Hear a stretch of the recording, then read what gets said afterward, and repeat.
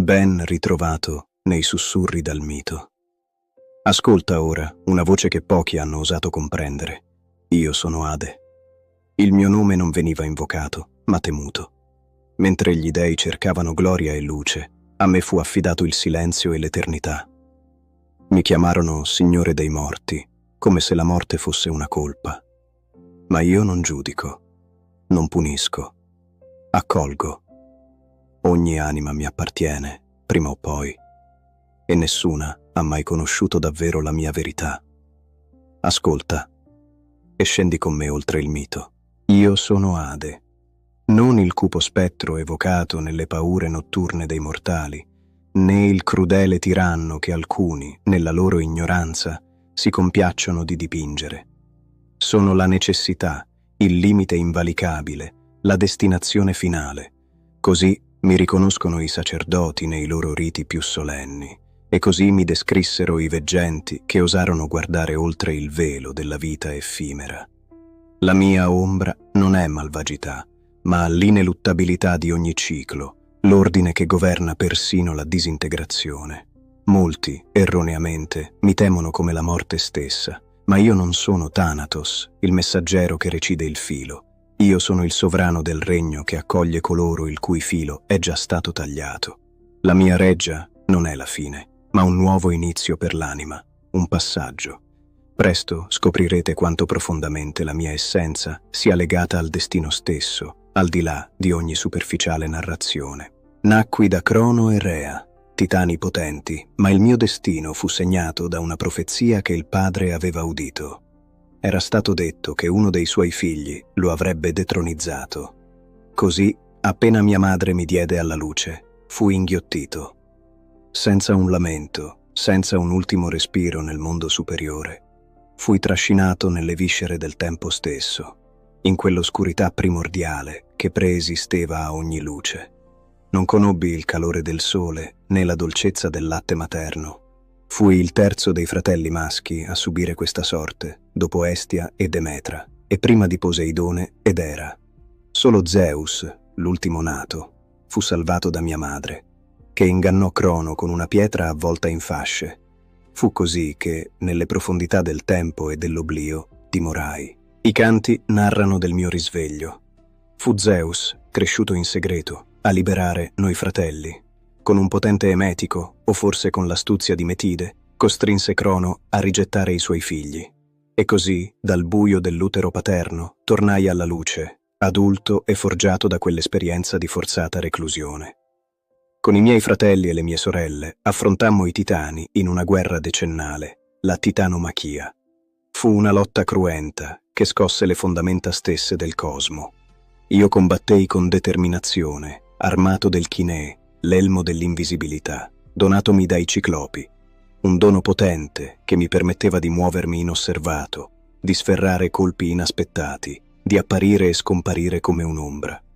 Non cercavo la gloria effimera, ma la vittoria e l'ordine.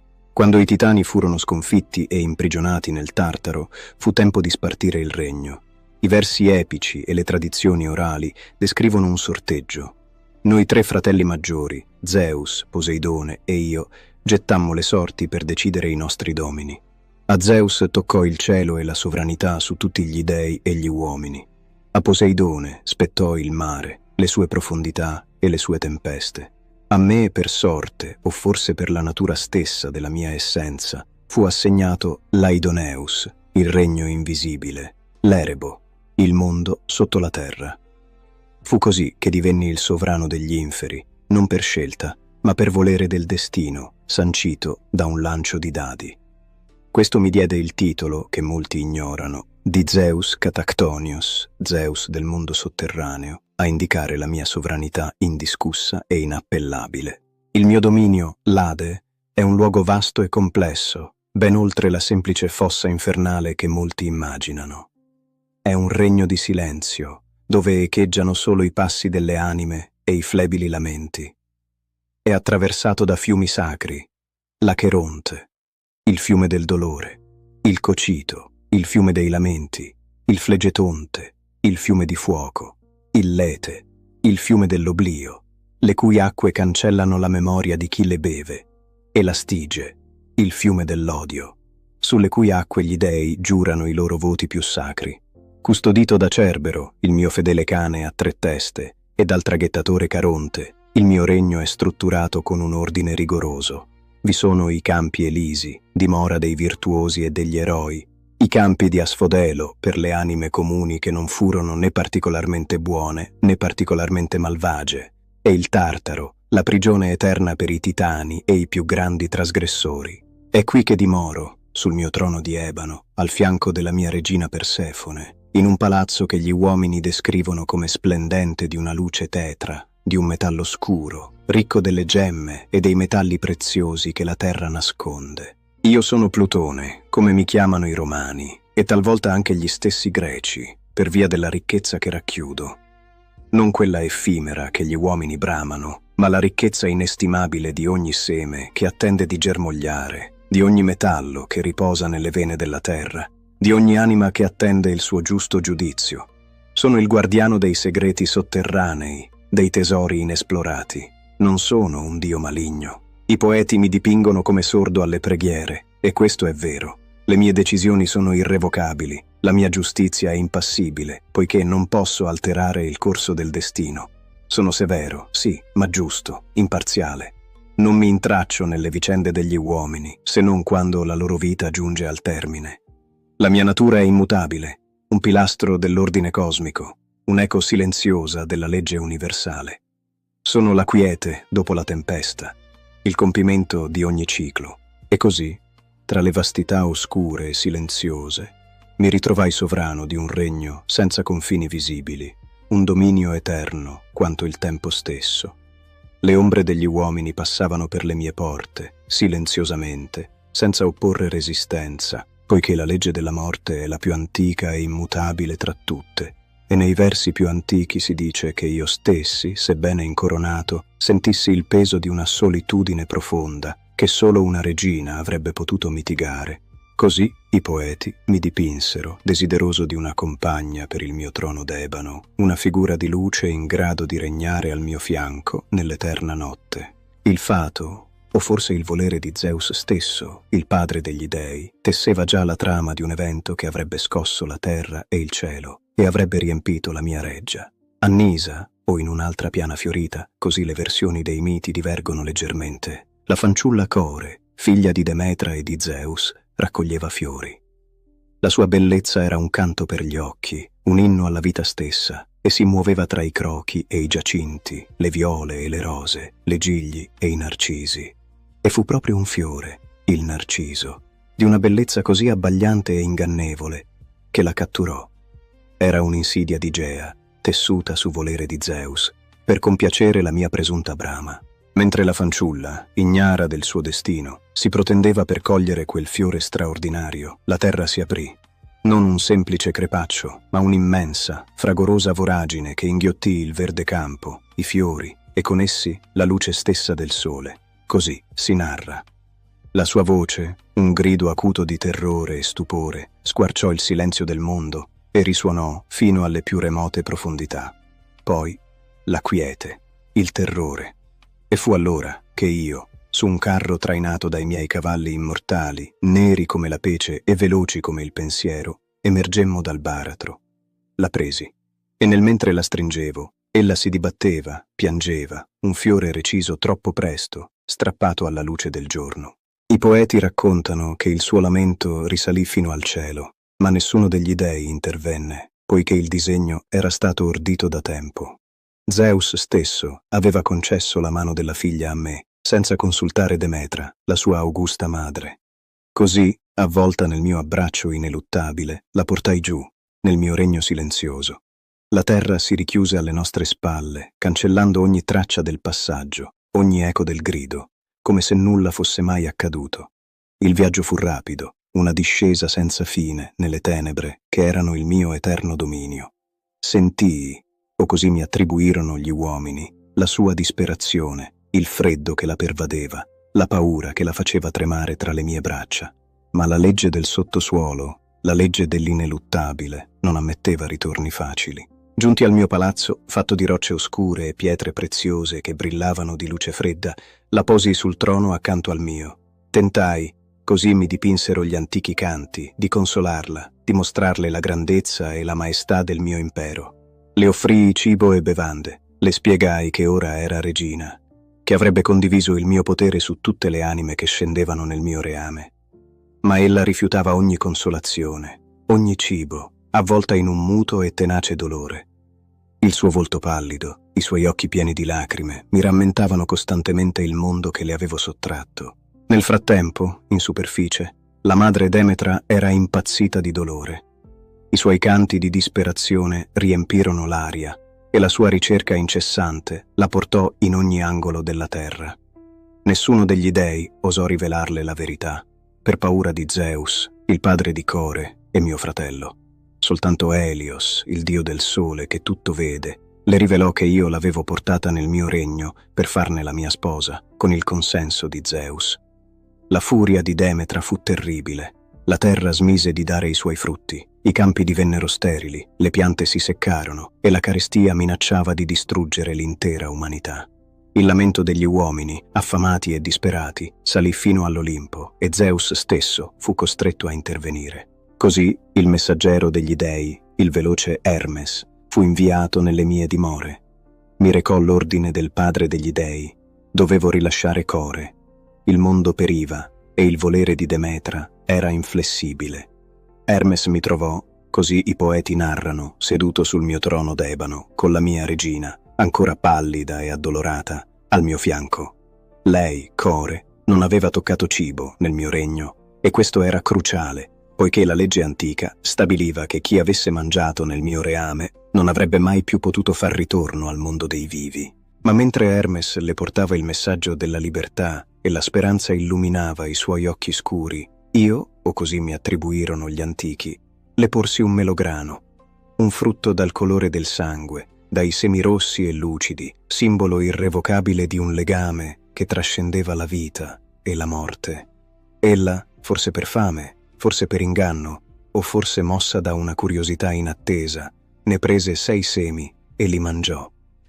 Quel gesto, piccolo ma irrevocabile, sigillò il suo destino. Così si narra, e questo è il cuore del patto. Hermes comprese l'astuzia, ma la legge era la legge. Non era più una questione di forza, ma di patto. Core, avendo assaporato il frutto del mio regno, non poteva più tornare interamente al mondo superiore. Si raggiunse un compromesso, dettato da Zeus stesso, per placare la furia di Demetra e salvare il mondo dalla fame. Così fu stabilito. Core, ora chiamata Persefone, la portatrice di morte, avrebbe trascorso 1/3 dell'anno, o 1/4, secondo altre versioni dei miti, a seconda che si considerino 4 o 6 i mesi invernali, nel mio regno, come mia regina. I restanti mesi li avrebbe trascorsi con la madre sulla terra, riportando la primavera e l'estate. Ed è per questo che la terra fiorisce e muore, in un ciclo eterno che rispecchia la vita e la morte di Persefone, la mia amata e temuta regina, Persefone. La sua figura si trasformò. Da fanciulla spaventata, divenne sovrana, augusta e severa, in grado di giudicare le anime al mio fianco. La sua bellezza ora aveva un che di tenebroso, la sua grazia una potenza gelida. Regnavamo insieme, e la sua presenza, pur ciclica, portava una nuova profondità alla mia solitudine eterna. I poeti ci dipinsero come coppia implacabile ma giusta, giudici delle anime che varcavano la soglia finale. Ma i canti più antichi presagivano che il mio dominio, pur vasto, non sarebbe rimasto solitario per sempre, poiché il destino, ordito dagli dei e dagli uomini, aveva in serbo una regina per il mio trono d'ebano. E così fu. La mia corte si arricchì della sua presenza, e il lamento dei morti trovò una voce anche nella sua severa compassione. Eppure nemmeno la solennità del mio regno poteva scampare all'arroganza dei mortali, poiché alcuni, accecati dalla loro stessa gloria, osarono sfidare l'ordine irrevocabile del sottosuolo. Così fu per Piritoo, re dei Lapiti, un mortale di una sfrontatezza senza pari, e per il suo compagno Teseo, l'eroe di Atene. Entrambi, in una folle promessa, avevano giurato di rapire e sposare figlia di Zeus.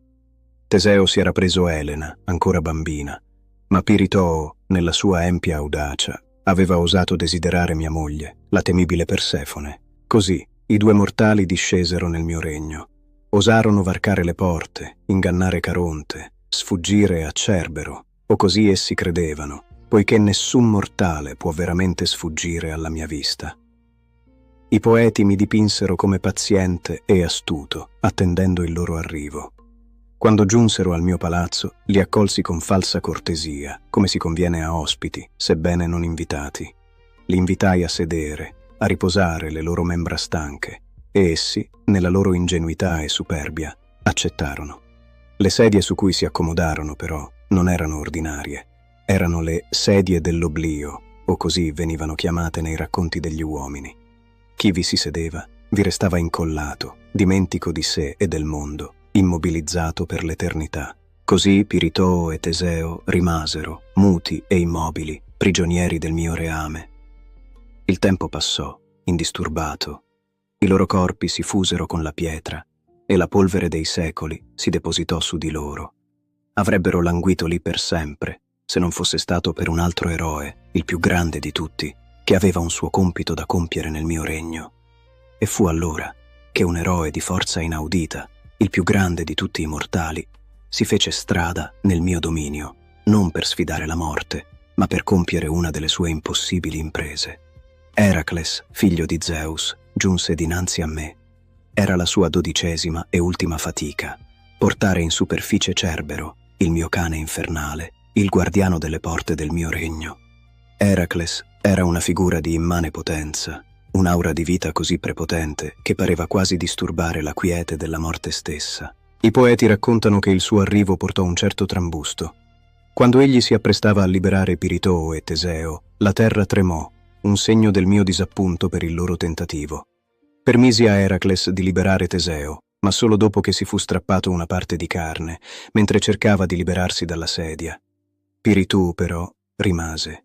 Il suo affronto alla mia augusta sposa era troppo grave per essere perdonato. Così Teseo, sfigurato e tremante, fu riportato alla luce, ma il suo compagno restò per sempre una pietra tra le pietre del mio regno. E per quanto riguarda Cerbero, il mio fedele custode dalle 3 teste, dal morso velenoso e dall'atrato rimbombante, Eracles mi chiese il permesso di prenderlo. Io, o così mi attribuirono gli uomini, fissai una condizione. Egli avrebbe dovuto domare la bestia senza l'uso di armi, solo con la sua nuda forza. E Eracles, senza esitazione, accettò la sfida. Affrontò Cerbero, lo strinse con le sue braccia possenti, resistette ai suoi morsi, al suo veleno, al suo latrato assordante, finché la bestia non si arrese, soffocata e vinta. Così, per breve tempo, Cerbero lasciò il mio regno, portato in superficie da un mortale. Ma il suo ritorno era assicurato, poiché il suo posto era qui, a guardia delle soglie che nessun vivente può varcare impunemente. Ma il lamento di un mortale, intessuto di musica divina, era destinato a trapassare i veli più spessi del mio reame, mettendo alla prova persino l'inflessibile legge dei morti. Orfeo, il poeta e musico tracio, scese nel mio regno. La sua sposa, Euridice, era morta, morsa da un serpente, e il dolore lo aveva spinto a un'impresa senza precedenti, strappare un'anima alla morte stessa. Armato solo della sua lira e della sua voce melodiosa, Orfeo varcò le mie porte. La sua musica, così si racconta, aveva un potere incantatore tale da ammansire le bestie più feroci e commuovere gli alberi e le pietre. E nel mio regno, quel potere si manifestò con una forza inaudita. Caronte, il vecchio traghettatore, fermò la sua barca per ascoltarlo. Cerbero, il mio guardiano, abbassò le sue 3 teste e permise il passaggio. Le furie stesse, le erinni, creature di vendetta e furore, piansero lacrime di sangue alle sue note malinconiche. E le ombre dei morti, che vagavano senza meta, si fermarono, incantate. I poeti narravano che persino le mie labbra, da sempre estranee al riso e al pianto, si mossero in un quasi sorriso o in un sospiro profondo davanti a tanto amore e tale arte. Accanto a me, Persefone, la mia regina, fu commossa. I versi dicevano che i nostri cuori di pietra si ammorbidirono, seppure per un istante.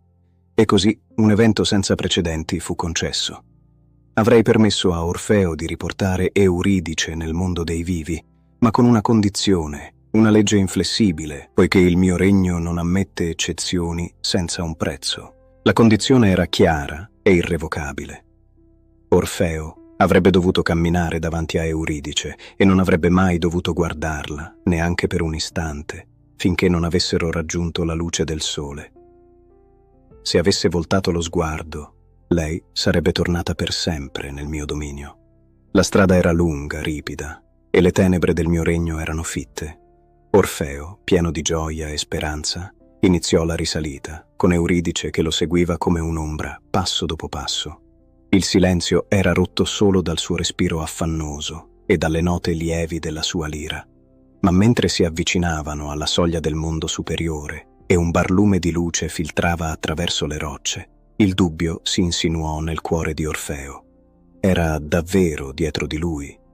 Esisteva davvero? O era solo un'illusione, un crudele gioco del Signore dei Morti?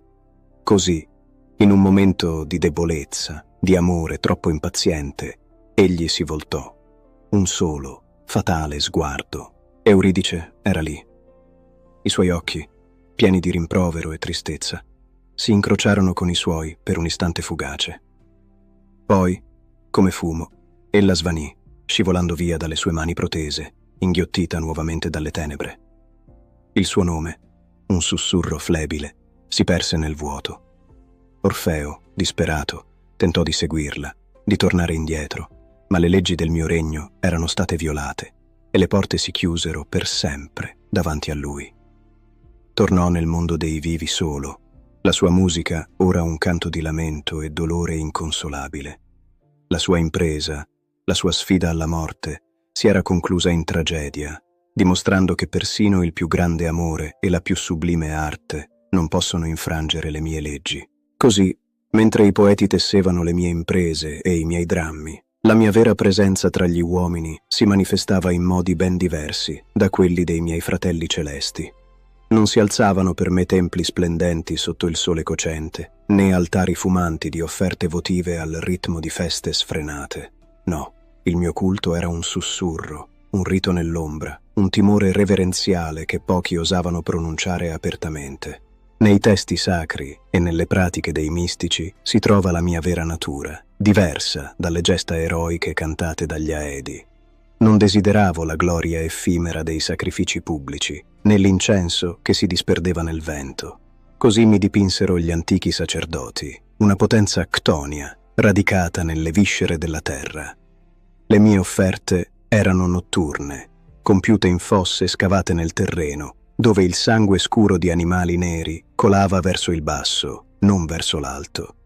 Le mani degli officianti non si levavano verso il cielo, ma si abbassavano, rivolte alla terra che è madre e sepolcro. Non mi si invocava per la pioggia o per la vittoria in battaglia, ma per il riposo dei trapassati, per la fertilità nascosta del suolo, per i tesori celati nelle profondità. I mortali, così si racconta, temevano persino il mio nome, lo sussurravano a malapena, oppure usavano eufemismi, come facevano per scacciare la cattiva sorte. Così mi chiamavano Pluton, il ricco, poiché dalla terra provengono ogni minerale prezioso e il grano che nutre la vita, o Eubuleus, il buon consigliere, perché nell'ultimo viaggio, si diceva, avrei offerto consiglio a chi si smarrisce. Altri mi designavano come Climenus, il noto, oppure Polydegmon, colui che accoglie molti. Questi appellativi rivelano la profonda ambivalenza umana, la paura della fine, certo, ma anche la consapevolezza della ricchezza che giace sotto i piedi e del destino inesorabile che attende tutti. Ma non si creda che fossi il signore della morte nel senso di un mietitore. No, non la provoco io, la morte. Sono il custode del suo regno, il sovrano di un ordine irrevocabile. Io sono la certezza che dopo la vita c'è un luogo, che dopo il respiro c'è il silenzio. Secondo i canti dei misteri eleusini, io non sono il distruttore, ma una parte essenziale del ciclo. La mia sposa Persefone è la gemma che lega il fiorire e il morire, la luce e l'ombra. Senza il mio regno non vi sarebbe rinascita, non vi sarebbe la promessa della primavera dopo l'inverno del mondo. Così la mia simbologia si stratifica come gli strati della terra. Io rappresento l'inevitabile, sono il principio del confine, la soglia invalicabile tra il vivente e ciò che è stato. Sono il giudice silenzioso, non con ardore o sdegno, ma con la fredda equità che solo l'eternità può possedere. La mia corona è d'ebano, il mio scettro è la chiave che chiude ogni passaggio, il mio mantello è l'ombra stessa e il mio elmo è l'invisibilità, la capacità di essere presente ovunque, senza essere visto. Questa è la vera potenza, il non dover mostrare la forza per esercitarla. Non temete dunque la mia figura, sebbene essa evochi la fine. Io sono l'equilibrio. Sono la promessa che nulla è veramente perduto, ma tutto si trasforma e si rinnova attraverso il mio dominio. Come i semi che muoiono sottoterra per poi risorgere, così le anime transitano. Io sono la terra fertile, la roccia inamovibile, il minerale nascosto. Sono la memoria di ciò che è stato e la base di ciò che sarà. Non sono il male, ma la necessità. Non la distruzione, ma la trasformazione ultima. La mia eredità non risiede in statue imponenti o in miti gloriosi di battaglie contro mostri, ma nella profonda consapevolezza che l'essere umano ha della propria caducità e, al contempo, della continuità della vita in nuove forme. Sono la quiete dopo la tempesta, la notte che segue il giorno, la promessa di un riposo eterno. Così vi ho parlato, non per spaventare, ma per illuminare. Vi ho svelato la mia verità, come i venti svelano le vette più alte e i mari le profondità ignote. Il mio regno non è un luogo di tormento per tutti, ma un ordine, una dimora finale. Ora che il mio sussurro si spegne e le ombre si allungano nuovamente a inghiottire ogni cosa, comprendete che la fine non è che un nuovo inizio, un ritorno alla terra da cui tutto proviene. Se questo sussurro dalle profondità vi ha trattenuti fino alla fine, allora iscrivetevi a questo antico sapere. E nei commenti vi chiedo quali altri echi volete udire, quale mito o personaggio desiderate che io vi narri.